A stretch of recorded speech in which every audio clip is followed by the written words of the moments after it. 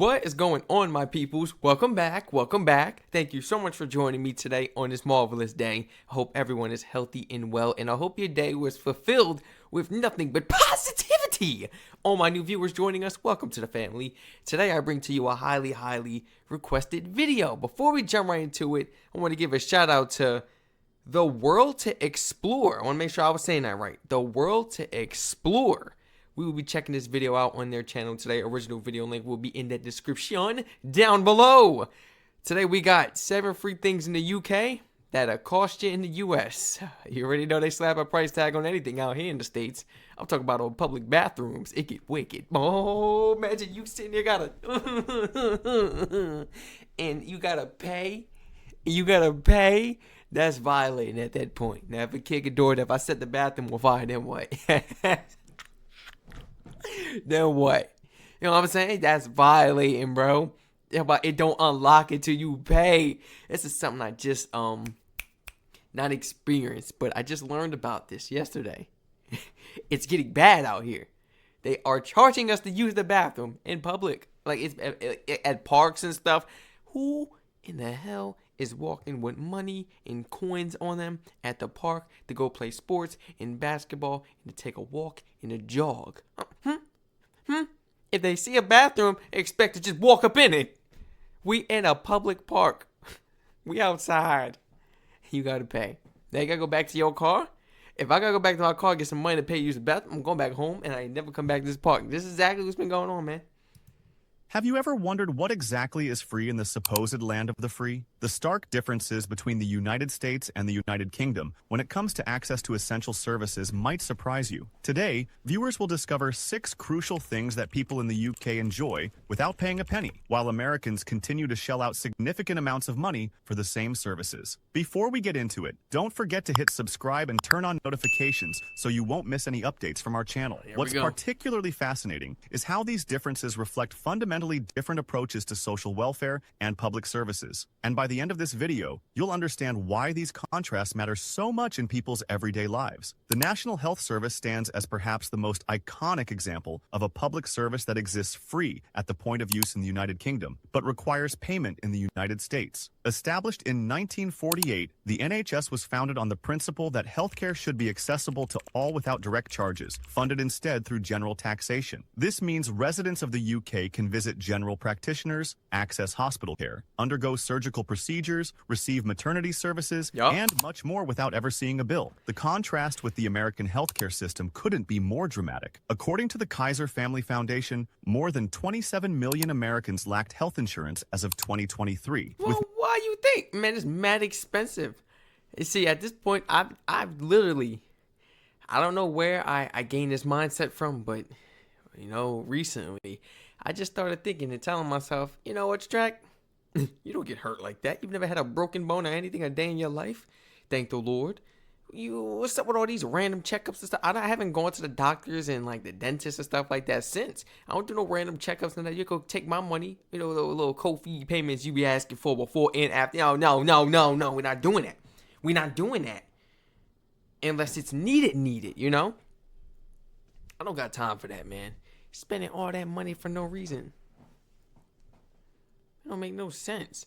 My parents, they had my sister, like, they had my sister. I watched my sister, I watched my mother give birth to my sister, put it that way. Literally in the same room and everything. There was nowhere else for me to go. Nowhere else for the kid to go. So I had to sit there and watch it. It took about, a couple years to pay that off. Literally paying for my sister. 30,000 or something like that. It was crazy, bro. It was like 24 something. Then the tax. What? How much is tax? I'm telling y'all, man. People are not really scared to be pregnant, you know. They're not really scared. They're just scared of the financial burden it comes with.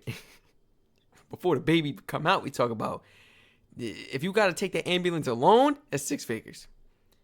Yeah, stay in the hospital, oh, delivering a baby, oh, and you got to take care of the baby now. And we ain't even talking yet.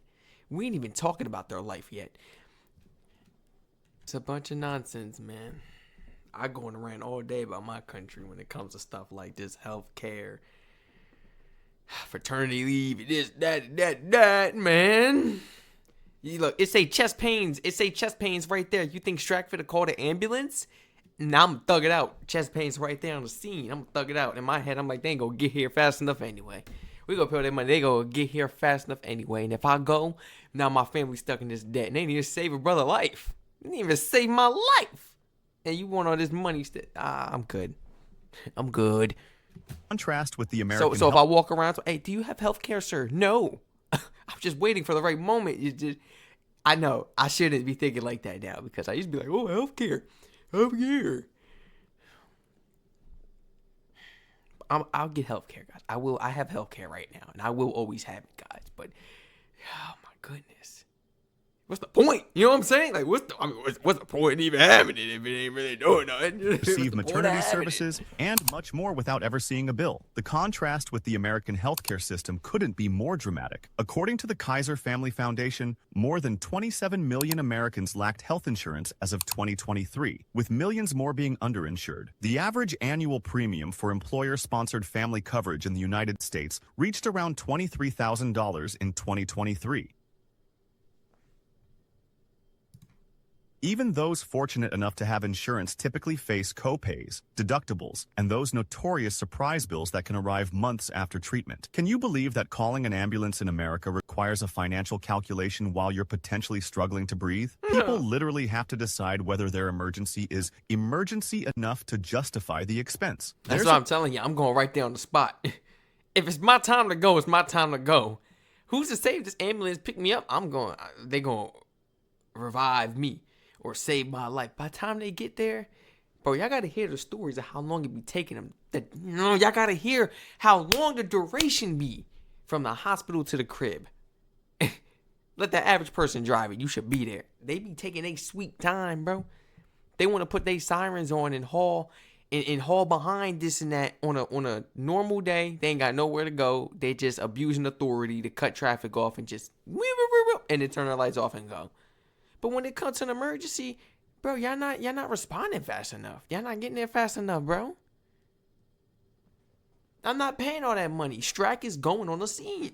Telling story about an American student studying in the UK who experienced a medical crisis. When university staff moved to call an ambulance, this student panicked and begged them not to, all because they feared they couldn't afford it on their student budget. While continuing to dial 999, the staff had to explain that in the UK, ambulance services wouldn't come with a bill. What kind of system forces people to fear getting help during life-threatening situations? While critics often point out that the NHS isn't technically free since it's funded through taxation, this misses the crucial point. The system operates completely differently. No one checks tax records before providing surgery. No one is turned away because they can't afford care. Medical bankruptcy is virtually unheard of in the UK, yet it's frighteningly common in America. A 2019 study published in the American Journal of Public Health found that 66% of US bankruptcies were tied to medical issues, including both direct bills and time lost from work. How is this even normal in 2024? The second major difference involves university education, particularly in Scotland, where Scottish students attend public universities entirely free of charge. The Scottish government covers all tuition costs through the Student Awards Agency for Scotland. That means eligible students pay exactly £0 in annual tuition fees. Nice. This arrangement differs even within the UK, as England charges up to £9,000 annually for university tuition. That's not bad at all. What? But comparing either system to America shows just how extreme the U.S. approach has become. According to the College Board, average annual tuition at public four-year in-state universities in America reached $10,940, and that's considered the affordable option. Private institutions charge an average exceeding $39,400 per year. The result? American students typically graduate with around $30,000 in debt, creating a lifelong financial burden right as they're... That's what I be saying, like... We got all these people out here becoming doctors, nurses, lawyers, you know, all type of stuff like this. Stuff that could help our economy keep moving. And they're only in debt. And the only way for them is, well, at least they got an occupation that's paying 6 figures, 7 figures. They can pay that debt off. My goodness. But what if you can't? And you got like a job and you like, now you fighting for the rest of your years. You know, not your rest of your life, but the rest of your years. Maybe like 10 years plus. Trying to pay off student loans and debts and this and that from the bank and everything. This is why we got more people, doing trades, going to do the trades now and stuff, Females and everything are considering, hey, why am I going to college wasting my time, even at a community? When they're taxing at community as well. I might as well go ahead and spend way less at a 4-year, you know what I'm saying? A 4-year tech school, any Ivy League tech school, and go ahead and learn a trade, a hand skill. It could be plumbing, it could be HVAC, electrical, mechanics, it could be welding, it could be whatever. Learn it and go out there and make some good money, because you could do side jobs, you could have your own business, you could work for this company and make good, you could start. There's levels to it, guys. This is exactly why sooner or later, within a few I don't want to say a few years, because we will always need college for the people that will be doctors and nurses and lawyers and like the people we need. But if you ain't going for something that crazy, like an occupation field, and you trying to just a business entrepreneurship, I'm going for this or that, man, forget about it. Stop wasting your time, because if you even think about changing your mind, you're gonna be screwed. And then say you end up not liking college because you found out the thing you really wanted to do, you just can't really live off of that, It's not really the best, or you can't find that many positions or this or that. It's hard, guys. This is why trade school is a thing. I'm sorry to go on a rant. How is it in your country? Are the people, like the kids, straight up high school, are they deciding, hey, I want to go to trade school rather than college? Or is it a little different in your countries? Please, let me know. This is for everyone watching this video. If you live in the UK, if you're from another country, let me know, because this is why the US is losing. Like we're in a shortage of plumbers, doctors, lawyers, nurses. I could keep on going. We're in a shortage, literally. It's just too expensive. Typically graduate with around $30,000 in debt, creating a lifelong financial burden right as they're starting their careers. Let that sink in. Scotland views higher education as a public good worth investing in, while America treats it as a personal financial commodity. A degree shouldn't come with a mortgage, yet that's exactly what millions of Americans face. The third striking difference involves something as basic as banking services. In the United Kingdom, opening and maintaining a standard current account is typically free of charge. Major UK banks, including Barclays, Lloyds, and HSBC, offer accounts with zero monthly maintenance fees. Customers can set up direct debits, use debit cards, and access ATMs throughout the country at no cost. These aren't hidden special offers or promotional deals. They're the standard banking arrangement available to everyone. Meanwhile, across the Atlantic, most American banks impose monthly service fees on checking accounts, unless customers maintain minimum balances or set up qualifying direct deposits. Always trying to find a way to get over you and snake you out your money, talk about extort you, find any little way to go ahead and get a little dime out your pocket. That's exactly what they be doing. I'm talking about, I'm on the bank app. Got a TD Bank app, got the Capital One Bank app. I don't put no money in a TD Bank app, because they be scamming. They be out here frauding. I'm keeping it a buck, yeah. I put all my money in the Capital One so I could build interest. You know about the interest on Capital One of the highest interest. Well, at least in this country. I don't know how it is in the UK. But, Capital One, you guys know, build interest, this and that, invest, open multiple accounts, 360 savings, this, that, put you on the game. You know what I'm saying? If you ain't already know. But like for real. I don't know if it's the same in the UK, but I just invest it all. And then just rock a credit card. So the credit goes up too, and I'm paying off the credit card. And that's how, you keep track of the monthly expenses as well. I don't keep no money in the checkings or the savings on my TD Bank. And I'll be catching them trying to charge a brother a fee or something. Or like, you ain't got this. I'll be forgetting, like, you got to hold $100 in the checkings just so you don't get charged. I'll be forgetting. It's been years.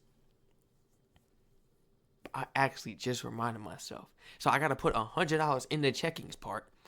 Just because, so they don't charge me. I'm about to close this account, man. I don't even use TD. I just use the credit card, bro. It's annoying. You just keep 100 in there so they don't charge you.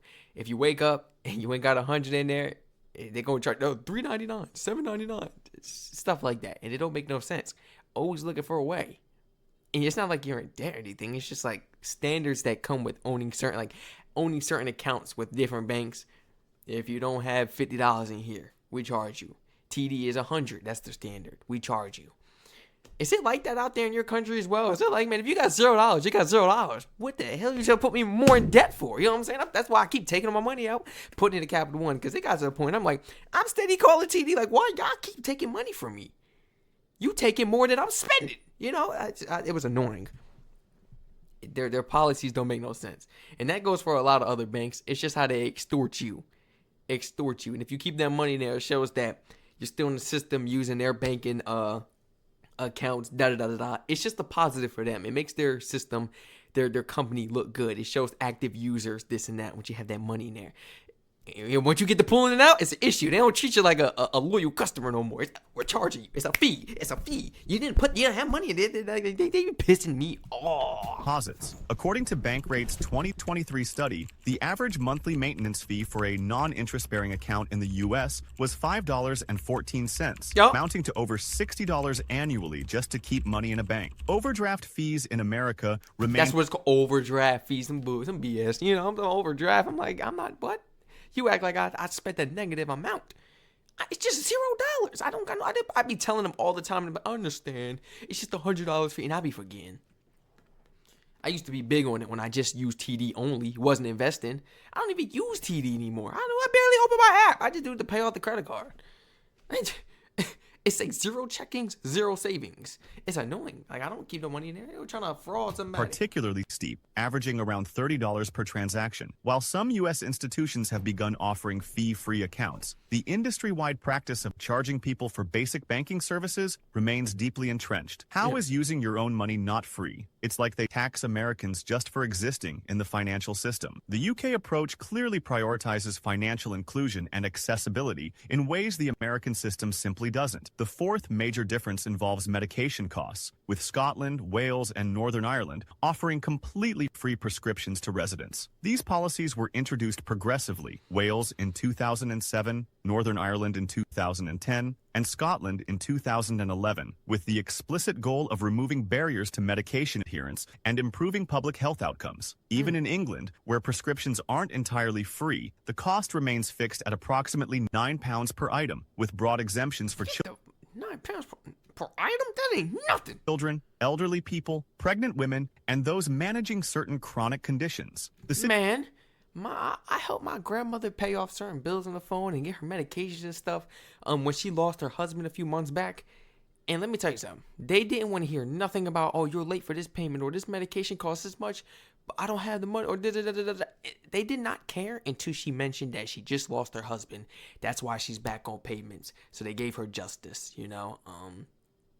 Some of them even disperse the payments. I'm like, that's how I know y'all bogus. Because how you disperse the payment? You not even stressing her for the money no more? Like, it is like, wow. When they can do it. It's like, wow. Really? Really? The medication's mad expensive for like one little bottle pill, something she needed for her back and everything. It was like $2. I'm like, damn. And she got mad medications. It was like, you got to get off all these medications and just get healthy naturally. Stop relying on them because they are extorting you. Thousands monthly. Thousands.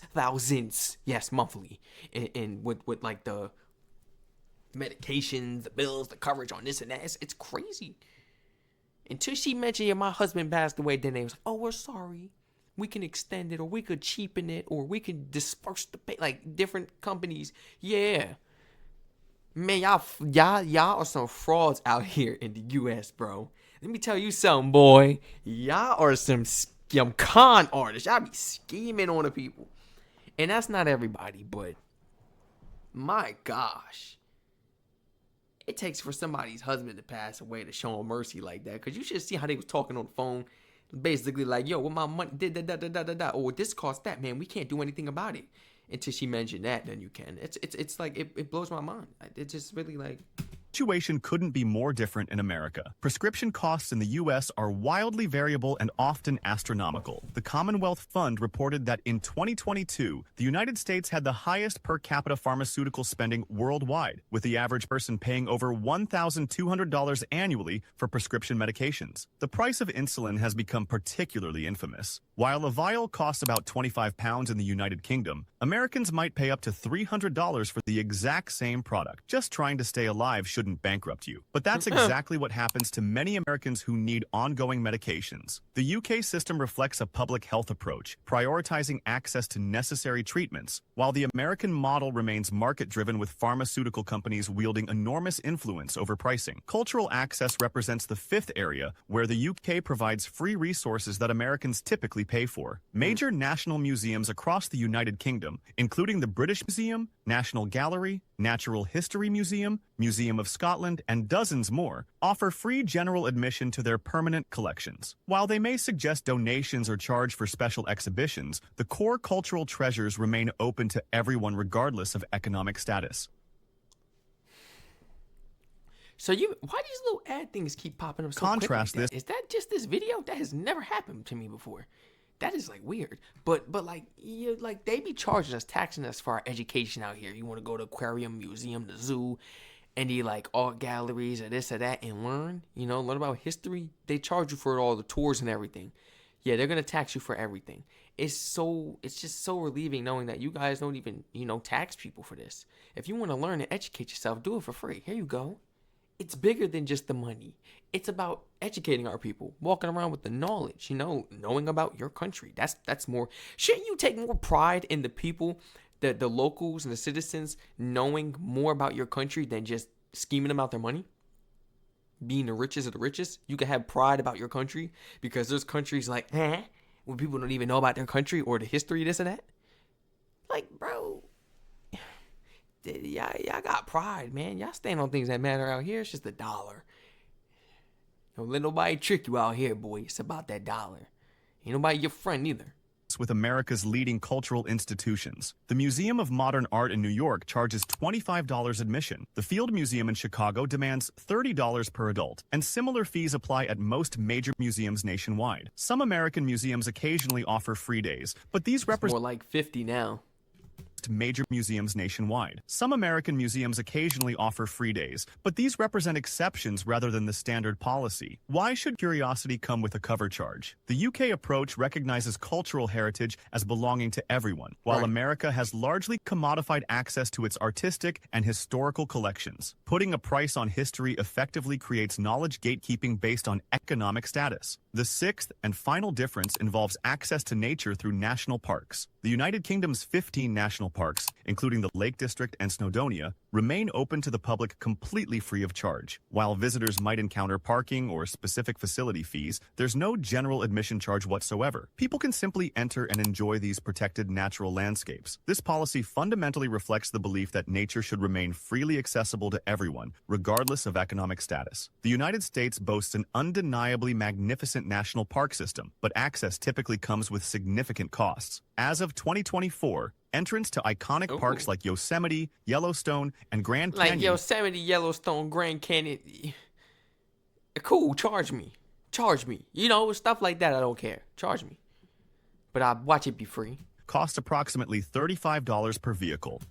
That $35 not bad, actually. Visitors can purchase an America the Beautiful annual pass for $80, but even this represents a financial barrier for many families. While these funds contribute to maintenance and preservation efforts, the fees inevitably discourage frequent visits, particularly for lower-income households. Additionally, privatized concessions within U.S. parks often result in inflated prices for food, lodging, and guided tours, whereas the UK generally maintains a more open, less commercialized approach to its natural spaces. That's so When beautiful. did seeing a mountain become a luxury? The contrast between these systems reveals fundamentally different philosophies about who should have access to natural heritage. These 6 examples highlight dramatically different approaches to essential services between the United Kingdom and United States. While both nations face their own challenges, the UK consistently prioritizes universal access to healthcare, education, banking, medication, culture, and nature without direct payment barriers. The American system, by contrast, treats these as primarily individual responsibilities or market opportunities. What does this say about national priorities and values? Drop your thoughts in the comments, and don't forget to like and subscribe for more content like this. Your experiences might help. There is no national priority and value within the states.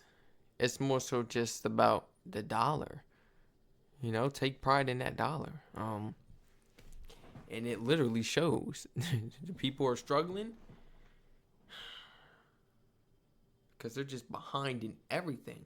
Like we just went through it this whole video, and I didn't, went down the list of things people are in debt for, and it's sad, And another thing, oh, because I didn't really want to bring it there or bring it up, but like I've heard like some shocking stories where whether the male or female in a relationship got to be married, they used their partner and sooner or later took their partner out to collect security funds and their pension and this and that. Because when you're married, you get all of that. And yeah, a lot of that has been going on more frequently. Of course, you don't hear it like on the news too much, but it's documented online and within articles. If you actually care to look for it, you'll find it. You'll actually find it. But they're not televising certain stuff, and it really blows my mind.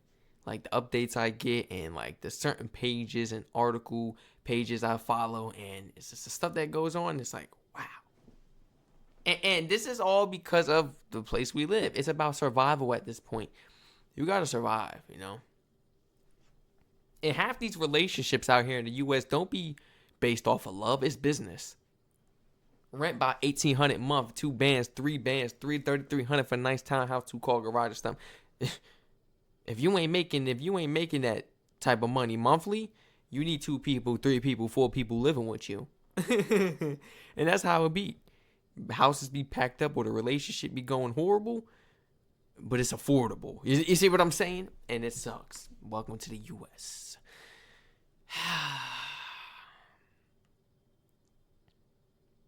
If you all enjoyed this video, please feel free to like, comment, subscribe, turn all post notifications on. Feel free to share your honest thoughts, opinions, and experiences down below in the comment section. I read all comments as always. Feel free to check out my Twitch, other YouTube channels, posted in my tab on my channel, on the homepage if you're interested in any other countries that we are currently on our journey with, learning more about an American just trying to better himself, become more smart, more wise, more intellectual, more intelligent. I can't even tell y'all how many new words like I've been learning throughout the journey. I'm so serious. Like I'm telling y'all, boy, within a couple years, I'm gonna be a walking dictionary. Everyone stay safe. And thank you for joining us, brother. And I hope to catch you all in the next reaction video. This was a good one. This was one of them ones. This is nice. This is good. Really relatable. It's just a shame, that we can't compare to your country. But this was relatable. Really relatable on the opposing side. Because, of course, I can't relate to the goods your country has. The things that we are paying for that you have for free. But I was able to give some feedback with the opposites of what I noticed with my country versus yours. This was good, man. And I can't wait to visit and see the difference. My goodness. Everyone stay safe, and I hope to catch you all in the next one. This is like, wow.